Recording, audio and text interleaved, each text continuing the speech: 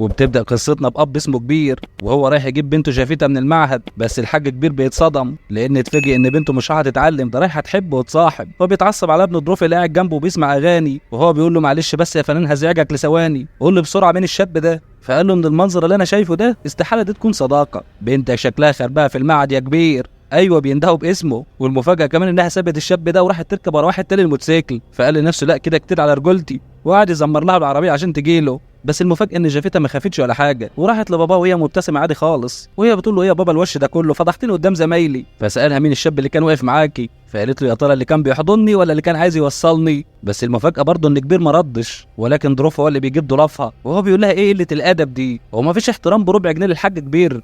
ووقتها جافيتا كمان بتاكد معاه رحلتها واللي هي بتروحها في نص الشهر مع زمايلها. فقال لها معلش بس لو هزعجك، هو ده سؤال ولا انت بتقولي لي؟ فقالت له الاثنين. فظروف قال له يا كبير اسمع مني، البت دي عيارها بيفلت ومش هنقدر نسيطر عليها بعد كده. ووقتها بنكتشف ان الحاج كبير مدلع ولاده على الاخر ومديهم الحريه الكامله لانه بيثق فيهم وبيكون عارف عنها كل تفصيله في حياتها، لانها برضه ما بتخبيش عنده اي سر. ووالدتها جوتي لما بتعرف بالرحله بترفض لانها خايفه عليها، ولكن ابوها بيوافق فبتحضنه وهي بتشكره. ووقتها بنعرف ان ظروف العفريت شاطر جدا في المونتاج، وبالفعل الفيديوهات اللي صوروها في اخر خروجه ليهم منتجها لهم كفيلم سينمائي، وقعدوا كلهم يتفرجوا عليه هم طايرين من السعاده. وبعدها بيجمعهم كبير كلهم في عربيته عشان ياخدهم لمزرعته عشان يقضوا هناك الاجازه، وبيكونوا كلهم طايرين من السعاده، وواضح قد ايه مدى حبهم لبعض وثقتهم في بعض. وفي الطريق ظروف بيحتاج يلبي نداء الطبيعه، فبينزلوا في استراحه وبيدخلوا الحمام، وفي نفس الوقت بيدخل عليهم واحد بيتكلم في التليفون وبصوت عالي، وكبير بياخد باله انه بيكلم بنته وانها بتطمن عليه وبتطلب منه يخلي باله من نفسه. وقتها جافيتا بتكون قاعده في المطعم مع والدتها وبترفض تاكل الفطيره لانها سايحه زيت. فكبير بيقول لها يا خايبه اتعلمي من ماما، ده والدتك بتعشق النشويات. وقتها بتقلب له وشها لانه بيتريق عليها بما انها مليانه حبتين. وبعد ما بيخلصوا اكل كبير بيروح يجيب شاي، ولكن الكاشير بيقول له هات لي فكه الاول، وبيكون واقف جنبه برضه نفس الشخص اللي كان جنبه في الحمام. وبيرجع لزوجته تاني عشان يسالها على فكه، بس اتفاجئ ان الراجل ده جايب له شاي لحد عنده، ولسه كبير بيقول له ما ينفعش. فالراجل بيقول له والله لا انت واخده يا راجل، ده حاجه بسيطه ومش يمكن في يوم من الايام انت اللي تشتري لي الشاي. فكبير لما حس انه شخص ذوق عرض عليه انه ينضم ليهم، وبالفعل بيروح لهم بعد الحاح من كبير. ومن هنا بدات رحله التعارف بينهم، وعرفهم بنفسه انه اسمه فراج، وبيعرفهم كمان ان عنده بنت قد جافيتا بنتهم. وفي نفس الوقت لما جه يحط الشاي قدام جافيتا فتاسفت له انها بتكره ريحه الشاي، فاعتذر لها وبعدوا عنها. وفي نفس الوقت كبير بيجي له تليفون فبيستأذنهم ويقوم. وقتها فراج بيبدأ يركز مع جافيتا وبيبدأ يسألها عن الأكل اللي بتحبه وإذا كان عندها هواية، وبيطلب منها كمان إنها تقرأ له المنيو لأن نظره ضعيف ونسي النضارة، وكمكافأة لها اداها بونبوناية وبتاكلها بسرعة قبل ما ياخدها منها ظروف. بس المفاجأة إنها أول ما كلت البونبوناية بدأت ملامح وشها تتغير وبدأت تركز أكتر مع فراج وهو كمان مركز معاها. وفي نفس اللحظة بيوصل كبير وبيقول لها إن هشام حارس المزرعة بتاعتهم هو اللي كان بيكلمه، وبيعتذر منه إنه مش هيكون موجود في المزرعة لانه عمل حادثه ورجله اتكسرت. اما فراج فقال لجافيتا كل الفطيره واللي هي من شويه كانت رافضه تاكلها، والمفاجاه المره دي كانت الفطيره من غير تفكير لدرجه انها نسفت الفطيره، ولان كبير ووالدتها استغربوها ففراج دخلهم في امور الاقتصاد والسياسه عشان يشغلهم عنها. وبعدها قال لجافيتا اشرب الميه، فشربت الميه وهي بتبص له مستغربه نفسها هي ليه بتسمع كلام الراجل ده، وعشان كده بتطلب من كبير ان هم يمشوا من هنا بسرعه. بس قبل ما بيمشوا كبير بياخد ظروف عشان يشتري له حاجه، وفي نفس الوقت والدتها كانت مشغوله مع هشام. اما جافيتي في قعده تنادى على كبير بس هو ما سمحهاش لحد ما بيجي لها فراج تاني وطلب منها تنزل الازاز فنزلته، واداها باكو بسكوت وقال لها تاكليه اول ما توصل للمزرعه، فقالت له حاضر وهو بيقول لها ابتسمي فابتسمت. والغريبه ان والدتها لما سالتها الراجل ده كان عايز ايه قالت لها مفيش، ده كان جاي يودعني وبس. والمفاجاه انها طول الطريق فضلت مبتسمه زي ما قال لها، واول ما بيوصلوا المزرعه ما اتشقتش زي عادتها يا ظروف، ولكنها بتفضل قاعده في العربيه وهي بتاكل البسكوت زي ما قال لها. واول ما بيوصلوا كلهم لحمام السباحه كبير بيزقهم كلهم بهدومهم وبينزل هو كمان بهدومه، وبيكونوا كلهم في قمه سعادتهم هم بيبلبطوا. ولكن المشكله ان تليفون جوت غرق في الميه، وعشان كده اول ما بتخرج بتروح على المطبخ وبتدفنه في الرز عشان يطلع رطوبته. والمفاجاه انها لما طلعت تبص عليهم تاني لقت فراج واقف على البوابه وبيطلب انه يدخل، وفي نفس الوقت اتاكد ان جافيتا كلت البسكوت كله. اما جوتي فراحت لكبير وهي متضايقه ان الراجل بتاع المطعم ده جه وراهم، ويا دوبك كبير طلع يفهم القصه لقى بيتمشى في الفيلا من جوه، فدخل له هو مركب له الوش الخشب. اما فراج فبيتاسف له بيقول انه كان عايز يكلم بنته بس للاسف البطاريه فصلت، ولسه كان بيفكر هيتصرف ازاي فلقى جوتي واقفه في البلكونه وهو بيقول له هو ده وقت بقى رد الجميل مقابل الشاي اللي شربته. بس برضه الكلام ده ما كانش داخل دماغهم، واثناء ما هم مصدومين ومتنحين بتفاجئهم جافيتا تاني وهي بتقول لهم طلب مني ادخله فدخلته، ولان كبير طبعا بيثق في كلام بنته ففرد وشه وقال له اتفضل هجيب لك الشاحن. وطلب من جافيتا انها تطلع تغير هدومها، ولكنها ما طلعتش وراحت لفراج، واللي اول ما قال لها اطلع غير هدومك فطلعت بسرعه، وبقى قاعد مبرطع في البيت ولا كأن البيت بيته. وبكل برود طلب من جوت انها تعمل له شاي بالعسل، وهي اساسا مش طايقه نفسه في البيت، وطلبت من كبير انها تمشيه لانها مستغربه ازاي عرف مكان بيتهم. فقال لها يا ست نستحمله دي كلها ربع ساعه، وطلب منها تخبي فلوسهم وذهبهم لا يكون حرامي. اما جافيتا اول ما بتغير بتنزل له بسرعه وبيقعد معاها وبيخليها تحكي له عن حياتها، فبتقول له انها بتحب زميلها في المعهد واسمه فيفان، وبتقول له ان اهلها عارفين كل تفصيله في حياتها لانهم علموها انها تاخد قرارها، وانها كمان طالعه رحله في نص الشهر. فقال لها بكل بساطه بس انت مش هتروح الرحله لانك هتيجي معايا بيتي وهتعيشي معايا للابد. وافق يا جافيتا وقولي ايوه، ولسه هتنطق بيوصل ضروف اللي كل شويه يجي لها عشان يلعبوا سوا زي ما هم متعودين، بس الغريبه انها بتسكت وما بتردش على اخوها لحد ما هو قال لها قومي العبي معاه، بس ما توقفيش اللعب معاه لحد ما يكره اللعب طول اليوم. فعلى طول بدون تفكير بتقوم مع اخوها لحد ما اتفاجئت جوت ان ضروف بيصرخ على اخره، وده لانها كانت بتعلى بالمرجحه على غير العاده، ومهما يصرخ ويقول لها وقفي ما بتوقفش، وحتى بتوصل والدتها بتقول لها وقفي ما بتوقفش، ويوصل كبير برضه هو بيزعق لها وبرضه ما بتوقفش، لحد ما فراج بيقول لها وقفي فبتوقف. ولان ظروف نزل دايخ فقعدت تتاسف له وهي زعلانه، وهي بتقول له اسفه ما قصدتش اذيك، ولان ابوها مستغربها قال لها ايه اللي حصل لك، ولسه هتقول انها مش قادره تحصى اوامر الراجل ده، فقال لها اعتذر لابوكي، فبرضه بتعتذر له. اما كبير فحاول يهدي جافيتا بعد ما شدها بره، وهو بيقول لها خلاص الغلطه مش غلطتك، فبيدخل عليه فراج وهو بيقول له الغلطه غلطتك انت دلحت لي قلبي يا كبير. ولان كبير اتضايق لانه اتدخل في حياتهم الشخصيه، فقال له ما تتضايقش قوي كده انا عارف كل حاجه عنها. وقتها البنت بتنهار وهي بتقول لهم انا بنفذ كل اللي بيطلبوا مني من غير ما اعرف ليه، وامرها قدامهم انها تكلم حبيبها وتقول له انها مش هتطلع معاهم الرحله وتنفصل عنه كمان، وبالفعل بيتنفذ اللي بيقوله. وقتها كبير بيتخانق وبيقوم يطرده، ولكنه بيطلب من جافيتا انها توقف ابوها، وبالفعل وقفت له وقالت له انه مش هيتحرك من مكانه. ولما حاول يخرج زقته هي، وفي عز صدمه الاب والام فهمهم الحيوان اللي بيحصل، وقال لهم انها مجبره تنفذ كل اللي بيقوله، وده لانه للاسف سحرها بالسحر الاسود، فبقى هو بالنسبه له الريموت كنترول بتاعها، وهي بالنسبه له دوميا يحركها زي ما يحب ووقت ما يحب. وفي عز صدمه الاب والام ان في حاجه زي دي اساسا موجوده في الحياه، امرها انها تفضل تقوم وتقعد قدامهم لحد ما قال لها توقفي، وامرها انها كمان تعيط وتصرخ على اخرها، والمصيبه انها ما بتوقفش اي حاجه لما يقول لها وقفي. وجننهم اكتر واكتر لما قال لها انها تنزل حمام السباحه وتفضل تحت الميه لحد ما ينادي عليها، فحاول ابوها وامها يمنعوها بالعافيه، ولكنها للاسف واخده الامر فلازم تنفذ. فكبير انهار وهو بيقول له انت ليه بتعمل كده؟ فقال له لا ده انت تتكلم بادب وتقول لي يا سيدي، فعلى طول بيقول له يا سيدي. وقتها بيقول لها اقعدي فبتقعد، وطلب منهم يحطوا تليفوناتهم على الطاوله، واول ما بيحطها بيطلب من جافيتا انها تكسرها، وطلب منها كمان انها تقطع كل خطوط التليفون والنت، وهو بيقول لهم انا ما بعملش كده عشان خايف منكم، انا مش عايز اطول معاكم بس لان لازم اخلص مهمتي الليله دي باي ثمن. وامر جافيتا انها تجيب له الشاي من المطبخ لانها كانت في المطعم قرفانه قوي من ريحه الشاي، وامرها انها تبلبع كرتونه الشاي كلها على الناشف لحد ما كانت البنت هتموت، وبرضه للاسف ما وقفتش لحد ما قال لها الحيوان. واثناء ما كبير بيحاول يمنعها امرها انها تضرب كبير بالقلم، واول ما ضربته اعصابه كلها باظت، واول ما شافت نظره الحزن والخذلان في عيون ابوها اتاسفت له في عز ما هما الاثنين منهارين ومش عارفين يعملوا له حاجه. قعدها الحيوان كمان تدلك له رجله، وهو بيقول لهم بكل بساطه كده انا عايزكم تدوها لي هديه. فالام بتترجاه يسيبها،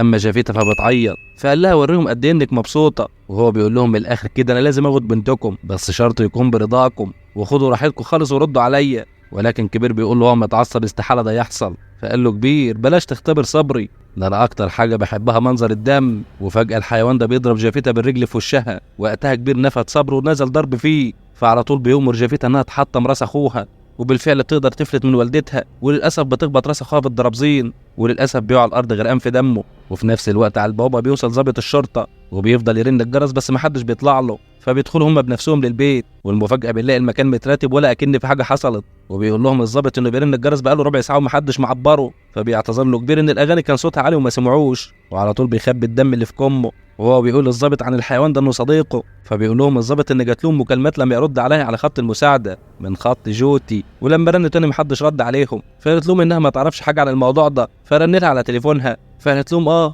انا فهمت مين اللي عمل كده دلوقتي، وان اكيد ابنهم ظروف هو اللي عمل كده. واستأذنت الضابط انها تجيب التليفون، وطلع ان هو التليفون اللي كان موجود في الرز، فدخلت المطبخ عشان تجيبه. وقتها بنتفاجئ ان جافيتا قاعده على انبوبه الغاز المفتوحه وفي ايدها عود كبريت، ومستعده انها تولع المكان باللي فيه بامر من الحيوان اللي بره. ولما حاولت تقرب من جافيتا عشان تستعطفها لقت البنت بتصغر لها وبتقول لها ابعدي لا اولع، فراحت تجيب التليفون بسرعه وهي منهاره لان كان الضابط بيفكر يدخل لانها اتاخرت عليه، فشافت ان جافيتا بتتوتر وممكن تولع في المكان في اي لحظه، فخدت التليفون وطلعته للضابط بسرعه، وهي بتقول للظابط ان ابنها كان مخبيه في الرز، وللاسف كان عامله صامت عشان برضه تبرأ نفسها قدام الحيوان ده. وقبل ما الظابط بيمشي شم ريحه الغاز، فكبير قالوا للاسف كان هم كانوا ناسينه وقفلوه خلاص. فبيطمن الظابط وبيمشي، وقتها بنشوف ان ظروف لسه عايش. فكبير اول ما شافه نازل على السلم طلع له بسرعه، اما جودي فترجته انه يوقف المهزله اللي عاملها في بنتها، فقال لها كسر التليفون الاول، فعلى طول بتكسره قدامه. فامر جافيتا انها توقف الخطه، ولان حاله ظروف بتسوء اكتر بسبب نزيفه، فكبير بيترجى انه ياخده يوديه المستشفى، وانا هديك كل اللي انت عايزه، حتى لو عايز تاخد البيت ده خده. فقال له حلو قوي، هات له كل اللي عندك. فكبير بسرعه بيلم له كل الفلوس والذهب اللي موجود في البيت، فبيتاسف لهم وبيخرج. بس المفاجاه الاغرب ان الشيطان ده ما خدش الفلوس ومشي، ده خدها بره وولع فيها، وهو بيقول له انت مفكر تقدر تشتريني؟ وهو بيقول لهم واضح انكم ما تعرفوش انتوا بتتعاملوا مع مين، انا الشيطان. اعوذ بالله. ما خلاص يا راجل من غير ما تحلف باين على وش امك. فالمساكين بيرجعوا يتصدموا من تاني بعد ما حسوا خلاص ان هيغور ويحل عنهم. وبيدخل تاني الجافيت وهو بيأمرها تضرب نفسها بالقلم، وده لانها كانت عارفه مكان التليفون وما قالتلوش. وكبير واقف بره مع كل قلم قلبه بيتقطع، لدرجه ان كبير ما اتحملش اللي بيحصل وطلع يقعد مع ظروف. اما الشيطان فبيقول لها كفايه ملل لحد كده، خلاها تشغل موسيقى وترقص له شويه. وفضلت جافيتا ترقص لمده ساعه كامله لحد ما المسكينه ما بقتش قادره، ولكنها مش قادره توقف لانها واخده الامر. وكل ما والدتها تفكر تقرب منها لانها صعبت عليها، بيقول لها خليكي مكانك. ولما شافت ان بنتها بتموت خلاص راحت جابت لها بسرعه ميه، ولكن الحيوان للاسف منعها تشرب الميه، ولان والدتها مش راضيه تمشي وتسيبها، فامر جافيتا انها تجيب سكينه من المطبخ، وقال لجافيتا هيعد لوالدتك من 1 ل10، ولو ما طلعتش للدور اللي فوق اذبحيها. فوالدتها بتطلع بسرعه لانها حست البنت ما بتهزرش. وبعدها بيأمر جافيتا انها تحرسه لانه هيريح شويه، وقال لها لو حد فكر يقرب اقتليه. وكبير اول ما بيعرف من جوت ان الحيوان ده نام وبنته بتحرسه، فكر انه هيقدر يسيطر على بنته بما ان الحيوان ده نايم. ولكن جافيتا بتصغر له وبتقول له بلاش، ولانه كان مصر ينزل فترجته وهي بتعمل حمام على نفسها للاسف. فبيعيط كبير لانه متاكد انها بتعمل كده غصب عنها، وبيسيبها وبيطلع لفوق تاني. واول ما والدتها عرفت باللي حصل نزلت لها بسرعه وطلبت من الحيوان ده تاخدها الحمام تنظفها، وطلب منها تغير هدومها مكانها. فوالدتها راحت تسترها بسرعه، ولكن البنت بتطلع فيها كانها وحش، وترجته انها ما تقلعش هدومها لحد ما تجيب لها هدوم جديده. واول ما والدتها بتطلع بيسال الحيوان ده جافيتا اذا كان كبير هيتخلى عنها بعد كل اللي بيحصل لهم ده، فقالت له مستحيل يتخلى عني. فقال لها يبقى لازم اوريهم العين الحمراء. واثناء ما والدتها بتغير لها هدومها هما الاثنين منهارين، وعشان كده جوتي ما اتحملتش نظره بنتها وكانها بتقول لها ساعديني يا امي. فشدت من جافيتا السكينه ونزلت على الحيوان ده، وفي نفس الوقت بتشوف كبير وهو نازل من على المواسير وبيشوف المدعكه اللي بتحصل تحت. وقتها جافيتا بتكون مشغوله بتدور على السكينه بعد ما قدر يبعدها عن ايديها، ويا دوبك جافيتا بتلاقي السكينه وهتقتل والدتها. بيدخل كبير في نفس اللحظه وبيوقفها، وعشان يخلص من الحيوان ده فبيربط جافيتا في السلم وبيفضل يضرب فيه لحد ما خلاص كان هيموته، وهو بيقول له حرر بنتي. ولكن الحيوان ده بيأمر جافيتا انها تضحك لحد ما تموت. وبالفعل جافيتا بدأت تضحك بطريقه هستيريه لدرجه ان كبير ومراته ما قدرش يستحملوا صوتها ودماغهم صدعت وصفرت. وقتها الحيوان ده بيقول لكبير عن السر اللي ما كانش يعرفه، ان لو كان هو غار في داهيه كانت هي هتفضل تضحك لحد ما تموت. والله خلاص كفايه جافيتا، اهلك هيموتوا من الرعب لان والدك عايزك تبتسمي زي الاول وان حرارك للابد. وطلب من كبير ياخدها معاه تاني، ووعدوا انه هيرجعها له تاني قريب، ولكنهم برضه بيرفضوا تاني ولانهم بهدلوه فقرر يعلم عليهم. وطلب من جافيتا انها تقتل اخوها، وبالفعل بتطلع زي المجنون عشان تقتله، ولكن كبير بيقدر يسيطر عليها. وقتها بتنهار من العياط وهي بتقول لهم انا مش عارفه ايه اللي بيحصل يا بابا، ولا عارفه حتى اتصرف ازاي لان محتاره ومش عارفه اعمل ايه. وهي بتترجى باباها انه ينقذها، واثناء ما هم بيهدوها وبيطمنوها وكبير بيقول لها انه هيخلص عليه وينهي المهزله دي، فقالت له سيبهولي وانا عارفه هتصرف ازاي. ولكنها فجاه بتقفل عليهم الباب وبترجع تدور على الدروب زي المجنونه واللي كان وقتها مستخبى على السطح، وبالفعل بتكسر الباب وبتدخل وراه. وفي اللحظه دي كبير بيقدر يفتح الباب ويطلع لها، ولما طلع وراها عشان يمنعها للاسف بترشق السكينه في ايده، وبالفعل بتقدر تتمكن من اخوها وللاسف بترميه من على السطح. فبينزل كبير بسرعه عشان يلحقه بس للاسف ما بيلحقش. ومن حسن الحظ للمره التانيه الواد بيعيش وبيتحرك. ايه يا ابني هو انت متبتشان ولا ايه؟ وفي عز فرحه كبير انه عايش بيطلب منه الشيطان يوهب له جافيتا،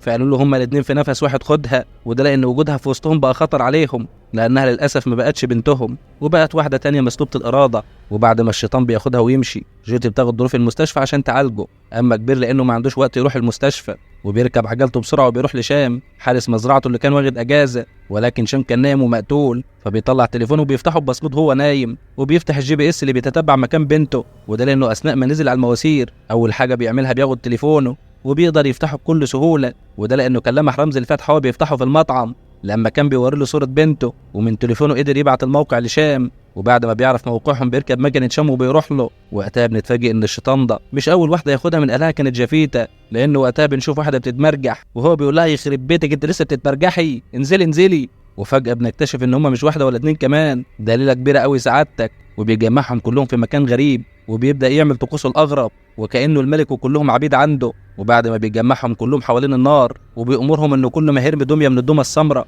واللي بيكون عددهم كتير هم يتحركوا ناحيه النار شويه لحد ما يرمي الدميه الحمراء في النار، كلهم ينطوا في النار. الله يخرب بيتك. وقال ايه؟ عشان يحرروا نفسهم من ايه بس؟ وحد قالك حررني؟ وبالفعل بيبدا يرمي في الدمى واحده ورا التانيه، وكل ما يرمي هم يتحركوا ناحيه النار اكتر. وفي نفس اللحظه بيوصل كبير للوكيشن، بس بيلاقي حريم كتير متربصاله، ولكنه بيقدر يخلص عليهم وبيروح للشيطان. واول ما بيشوف كم البنات الموجوده وبيتحكم فيهم بيتصدم، وللاسف من ضمنهم جافيتا. وفي عز صدمته بينضرب على دماغه، فالشيطان اول ما بيشوفه بيضحك وبيأمرهم يقفوا الطقوس وخلاهم يسحبوه كمان لحد عنده. وهو بيقول له شكلك كده مش ناوي تستسلم يا كبير، وهو بيعرفه انه مديهم كلهم تعليمات ان لو حد مس شعره منه ياكلوه حي. ووقتها بيعرفوا الشيطان ده هو بيعمل كل ده ليه اساسا، وان اول ما البنات اللي مجمعهم دي هتنط في النار كده مش هيحتاج ياكل حد تاني عشان يسحره، ولكنه هيقدر يسحره بمجرد النظر وعلى طول هيكون عبد ليه، وبكده يقدر يحكم العالم كله ويكونوا الكل عبيد عنده. ولانه لازم يتم طقوسه قبل طلوع الفجر فبيسيب كبير مرمي قدامه وبيكمل طقوسه لحد ما بتيجي الدميه الحمراء، واللي من بعدها البنات هيرموا نفسهم في النار. واول ما كبير بياخد باله على طول بيتصرف، فعلى طول بيولع في رجليه والدميه بتقع من ايده، واول ما بيقع عليه بيقطع له لسان القذر بالسكينه اللي في ايده، وللاسف بسببه كان مدمر بنات واسر كتير، وبيمسك لسانه كمان يرميه في النار. اما الشيطان فكان هيتجنن لانه خلاص ما بقاش قادر يتكلم ولا يوجه البنات، ولكن البنات كانوا واخدين امر ان هم يقتلوه. وفي اللحظه اللي كلهم بيتجمعوا عليه عشان يقتلوه وفجاه باللهم بيهدوا وهم بيبعدوا عنه، وده لان كبير شغل لهم تسجيل بصوت الحيوان ده. وقت ما كان الحيوان ده بيقول لجافيتا اعتقد ان والدك عايزك تبتسمي وترجعي لطبيعتك ويحررك للابد، وده كان بمساعده ضروف وبرنامج المونتاج بتاعه اللي قدر يجيب الكلمات بالظبط اللي هو محتاجها. وقتها البنات المساكين بيرجعوا لطبيعتهم من تاني وهم منهارين من العياط بعد ما بيشوفوا الحاله اللي وصلوا لها، وكبير بيروح لجافيتا وهي منهاره من العياط وبياخدها في حضنه من تاني وهو مش مصدق انها رجعت لطبيعتها تاني. وفي النهايه بترجع البنات المساكين لاهاليهم، وللاسف بيكون عددهم 120 بنت، ولكن الشرطه بتقول انها ما قبضتش على الحيوان ده لحد دلوقتي، عشان نتفاجئ بعد سنه بان الحيوان ده لسه عايش ولكنه عايش ميت في مخزن تحت مزرعه كبير عشان يدوقوا الذل اللي وراهوله، وبيكون اكله الفئران الميته المعفنه وهو متقيد بالسلاسل وذليل زي الكلب. وهو بيقول له بقى انت عايز تاخد بنتي مني بكل سهوله كده؟ ده الاب مننا بيطفح الكوت عشان عياله وما بيقدرش يتحمل عليهم اي اذى، فتيجي بكل سهوله كده عايز تستعبدها؟ ومن النهارده ده جحيمك يا حيوان. وبيسيبه في الظلام الدامس وبيمشي، وبكده بتخلص قصتنا، واتمنى في النهايه تكون عجبتكم، وانتظرونا في قصه جديده ان شاء الله. سلام.